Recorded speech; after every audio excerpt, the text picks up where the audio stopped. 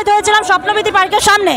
সেখানে আমাদের প্রাক্তনী বাদ দিয়েও মানুষের ঢল ঢুকে গেল পেছনে এবং বিভিন্ন জায়গাতে, এবং কিছুটা পেরিয়ে আসার পর থেকে ওরা ঝামেলা শান্তি শুরু করে এবং গায়ে হাত তোলে।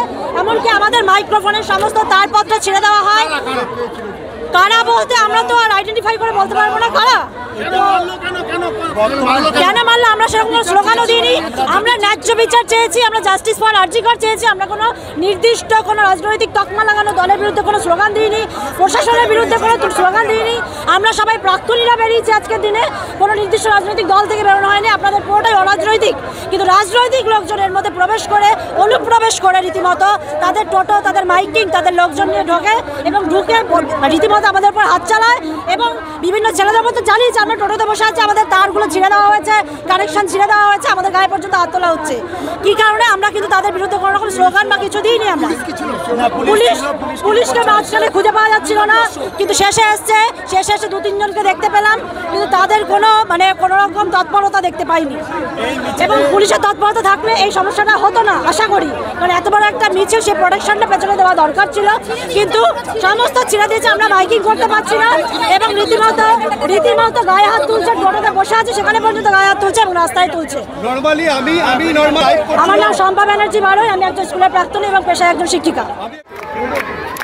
নৈহাটির রামকৃষ্ণ মোড়ে এক চরম উত্তেজনাপূর্ণ পরিস্থিতির সৃষ্টি হয় যখন নৈহাটি নরেন্দ্র বিদ্যানিকেতনের প্রাক্তন ছাত্ররা আরজিকর হাসপাতালের মৃত পড়ুয়ার দোষীদের শাস্তির দাবিতে মিছিল করছিলেন। তাদের শান্তিপূর্ণ মিছিল হঠাৎই দুষ্কৃতীদের হামলার শিকার হয়। প্রত্যক্ষদর্শীরা জানান, প্রাক্তন ছাত্ররা যখন রামকৃষ্ণ মোড়ে পৌঁছন তখন কিছু অজ্ঞাত দুষ্কৃতী তাদের ওপর হঠাৎ আক্রমণ করে। এ সময় চরম উত্তেজনা ছড়িয়ে পড়ে এবং পরিস্থিতি নিয়ন্ত্রণে আনার জন্য পুলিশকে হস্তক্ষেপ করতে হয়। প্রথমে মিছিলকারীরা শান্তিপূর্ণভাবেই তাদের দাবি জানাচ্ছিলেন, কিন্তু দুষ্কৃতীদের হামলার ফলে তাদের আন্দোলন সহিংস হয়ে ওঠে। হামলার ফলে কয়েকজন আহত হয়েছেন এবং পুলিশের কাছ থেকে সাহায্য নিতে বাধ্য হয়েছেন মিছিলকারীরা। এই ঘটনার প্রেক্ষিতে স্থানীয় প্রশাসন এবং পুলিশ উভয়ই বিষয়টি খতিয়ে দেখছে এবং হামলাকারীদের শনাক্ত করে তাদের বিরুদ্ধে কঠোর পদক্ষেপ গ্রহণের আশ্বাস দিয়েছে। স্থানীয় বাসিন্দারা এ ধরনের হামলার নিন্দা করেছেন এবং শান্তি ও স্থিতিশীলতার আহ্বান জানিয়েছেন। এই সংঘর্ষের ফলে নৈহাটির পরিস্থিতি এখন কিছুটা উত্তেজনাপূর্ণ এবং পুলিশের পক্ষ থেকে সতর্কতামূলক ব্যবস্থা গ্রহণ করা হয়েছে। মিছিলে অংশগ্রহণকারীরা তাদের দাবি পূরণের জন্য শান্তিপূর্ণভাবে আন্দোলন চালিয়ে যাওয়ার কথা বলেছেন। এই ঘটনায় একটি স্পষ্ট বার্তা গেছে যে নৈহাটির শান্তিপূর্ণ পরিবেশের ওপর আঘাত আসলে তা সহ্য করা হবে না। না মারেছে বলতে, দেখুন আমাদের একটা টোটো এনেছিলাম, আমাদের যেটাতে আমাদের স্লোগান হচ্ছিল, সেই টোটোটা হঠাৎ করে দেখলাম সেই টোটোর ব্যাটারি, আমাদের মাইক আমাদের হঠাৎ করে ওরা দখল করলো। আমরা তো একই জাস্টিসের দাবিতে লড়াই করছি। জাস্টিসটা হচ্ছে আমরা অথেন্টিক বলছি যে সিবিআইকে আমরা অনুরোধ করছি, এতদিন কেন হলো? আজকে 13ই আগস্ট থেকে সিবিআই রয়েছে, এখনও পর্যন্ত আজকে 8 তারিখ সিবিআই একজনকে গ্রেপ্তার করেছে, তাকে করেছে, তার বিরুদ্ধে ইতিমধ্যেই আমাদের রাজ্য সরকারও চার্জশিট সিট গঠন করেছিল। সেই ব্যক্তি ছাড়া মূল যেটা ধর্ষণে অভিযুক্ত সঞ্জয় রায়, তাকে এখনো সিবিআই গ্রেপ্তার করতে পারিনি। আমরা তার ফাঁসির দাবিতে আমরা প্রাক্তনীদের হয়ে আমরা মিছিল করছিলাম। হঠাৎ করে দেখলাম আমাদের টোটোটা দখল হয়ে গেল, আমাদের মহিলাদের কার্যত ধাক্কা মেরে ফেলে দিল যারা স্লোগান তুলছিল। আমি এখানে সরাসরি আমি বলছি, যিনি প্রাক্তন পরিবহন মন্ত্রী ছিলেন নৈহাটির, যার সময় মহিলারা কত নিরাপদ সেই মহিলারাই বলতে পারবে। সে সময় যাদের বয়স 25-26 তারা তো অবশ্যই বলতে পারবে না, তারা বলতে পারবে তার সময় মহিলারা কতটা নিরাপদ ছিল। তো তার মেয়ের নেতৃত্বে তার জামাই এবং সিপিএমের যিনি আঞ্চলিক যিনি এখানে লোকাল কমিটির সেক্রেটারি আছে, তাদের নেতৃত্বে আমাদের টোটোটা যখন দখল হয়েছিল, আমরা বললাম দেখুন আমাদের টোটো আমরা দিই, তোমরা তোমাদের টোটো যাও। আমি হাতটা বেরিয়েছি, আমি জানি না টোটোর মধ্যে হাতটা এমন করে মুচকে দেওয়া হলো, হাতটা খুব বাজেভাবে ফুলে গেছে, ক্রেপ বেঁধেছি, গিয়ে এক্সরে করাবো।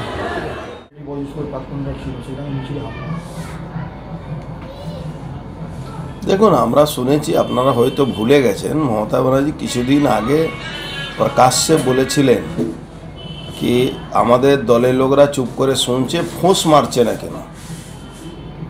তো কতগুলো নেতারা মুখে ফোঁস মারলো।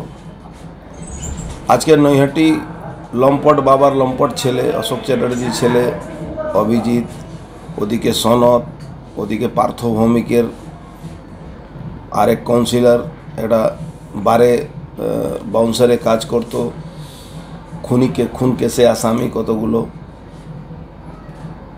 নৈহাটির এসেট, নৈহাটি একটা শিল্পী সাহিত্যিক জায়গা, যেখানে ঋষি বঙ্কিমের জায়গা। বর্তমানে যদি দেখা যায় রাঘব চ্যাটার্জি ওর বাড়ি ও মিছিল হাঁটছিল, সেই রাঘব চ্যাটার্জিকে পালাতে হয়েছে, চড়থাপড় খেতে হয়েছে। মারছে কে? ওখানে সিভিক ভলেন্টিয়ার একজন চাকরি করেছে, গট্টু যাদব না গুট্টু যাদব, সে মারছে। এক সিভিক ভলেন্টিয়ারের দর কষ্ট, সিভিক ভলেন্টিয়ার এখানে হামলা করছে, পুলিশ তামাশা দেখছে। পুলিশ কমিশনার কোথায়? Where is police commissioner? একদিকে অভিষেক ব্যানার্জি বলছে কোনো হামলা করা যাবে না, দিদিমণি বলছে ফোঁস মারতে হবে, পার্থ ভৌমিক বলছে গুন্ডারাজ শেষ করবে, সাংস্কৃতিক লোকরা মিছিলে বেরোচ্ছে, ঋষি বঙ্কিমচন্দ্রের জায়গা, প্রতিবাদ হবে না, জাস্টিস চাইতে পারবে না। তার জন্যে স্টেশন থেকে শুরু করে রামকৃষ্ণ সিনেমা আর ইভেন মানে ওই স্টেডিয়ামের মধ্যে ঢুকিয়ে ঢুকিয়ে লোকগুলোকে পেটানো হচ্ছে। আপনি দেখবেন, ছবি দেখুন না, কে মারছে। একটা বাউন্সারে কাজ করতো, মার্ডার কেসে আসামি, ড্রাগ বিক্রি করে, ইলেকশনের আগে বম ধরা পড়েছিল, কি অধিকারী ওর নাম আছে। তারপরে অশোক চ্যাটার্জি চেয়ারম্যান, তার ছেলে। তারপরে দেখুন সনদ, পার্থ ভৌমিক ঘুরে চলে গেছে, তারপরে অ্যাকশন শুরু হয়েছে। সিভিক ভলেন্টিয়ার, পুলিশ সব ছদ্মবেশে দাঁড়িয়ে এইসব ক্রিমিনালদেরকে নিয়ে মারামারি। ছাত্রছাত্রী এবং শিক্ষকরাও ছিল। এটাই তো নৈহাটি মানুষকে বুঝতে হবে। মাত্র 3 মাস আগে নৈহাটি মানুষকে কি বলেছিল? নৈহাটি এটা সাংস্কৃতিক জায়গা, খুব ভালো সাংস্কৃতিক জায়গাতে কাকে নির্বাচিত করলেন আপনারা? এই পার্থ ভৌমিককে, যে সমস্ত সাংস্কৃতিক প্রেমী মানুষকে আজকে মিছিলের সাধারণ মানুষ, নিরস্ত মানুষকে তারা রাস্তায় ফেলে পেটাচ্ছে। লজ্জা হয় না? পার্থ ভৌমিককে তো রিজাইন দিয়ে দেওয়া উচিত। মমতা ব্যানার্জি তো রিজাইন দেবে না, কমসে কম ও তো মানুষকে মিথ্যা কথা, নাটক জগতের লোক, জবাব দিক নৈহাটি মানুষকে। নৈহাটি যেখানে বসবাস করে, তার বাড়ির সামনে অভিক দে না কি ডাক্তার মশাই, সেই ডাক্তার মশাইকে মারধর করেছে। আর বাড়ির সামনে থাকেন ডাক্তার মশাই, ডাক্তারবাবু, তাকে মারধর করেছে। লজ্জা হওয়া উচিত না? এদের লজ্জা নেই, সব কান কাটা আছে। এরা সব কান কাটা গাল কাটা সব ক্রিমিনাল। এখন মমতা ব্যানার্জি এরা এসেট তৈরি হয়েছে। আড়াল করার কি চেষ্টা চলছে? কি আড়াল? দেখুন, আড়াল করা তো চেষ্টা চলবে। মমতা ব্যানার্জি নিজের অসীমবাবুকে আড়াল করতে চেয়েছে, অসীমবাবু আড়াল করতে চেয়েছেন, সন্দীপবাবু আড়াল করার চেষ্টা করেছেন, ধরা পড়েছেন। অসীমবাবু ধরা পড়বে। কে অসীমবাবু? এটা প্রশ্ন মমতা ব্যানার্জি বলতে পারবেন, আমি তো বলতে পারবো না।